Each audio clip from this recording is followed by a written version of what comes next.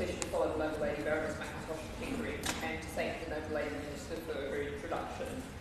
A few quite specific questions, particularly relating to the online marketplace. We can probably all come up with a list of half a dozen large websites that we would expect them to be selling, but I have a little awareness, possibly more than most members of Your Lordship's House, but still not that great, of things like Discord servers, which are not very visible, not very open to the public, membership-like places whereby which a lot of the selling, particularly for young people, may go through. There's whole layers and layers of the internet, and this might be collecting the top layer of like the TikToks and the eBays, etc. But how is the government going to ensure that we're not actually going to see the cheapest ones then end up going further and further down the chain of legibility to the government, legibility to regulators of selling? So I'd be interested in a bit more understanding of how the government is actually going to enforce this regulation, how it's going to find the sellers, work out who owns those sellers, who owns that website, what kind of level of enforcement is going to happen. I also do want to take this opportunity, and I give testimony here to the work of ASH, the Action on Smoking and Health, because I was actually at an event just downstairs with them a week or so back. And they had a disposable vape and they had a reusable vape.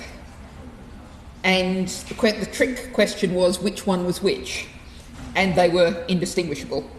I also note recent reporting that many shops that used to sell disposable vapes are now selling reusable vapes, but the same shop doesn't sell any refills. So they're just taking things that are called reusable vapes that are still being treated as disposable vapes. Now, if the Noble Lady, the Minister, is not able to answer that now, I'll understand if she wants to write to me. But I think when we're talking about managing the waste problem, and there's a sense that we've dealt with the problem of single-use vapes because, hey, we've passed the law, but I would question, from what I've seen and has been said to me, how much we've actually changed the reality on the ground.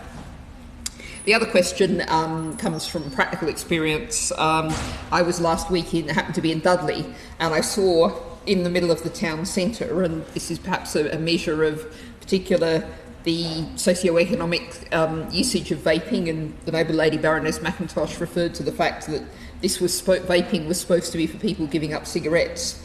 Of course, the last figure I saw is there were 1 million people in the UK vaping who had never smoked tobacco.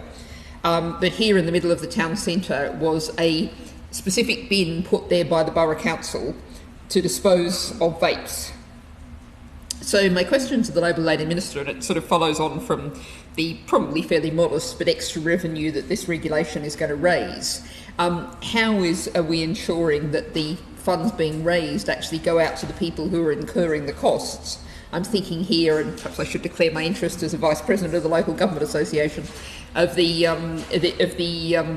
financial impact on councils in particular, but any other bodies that may be forced to deal with the disposal of what may or may not be single-use or reusable vapes.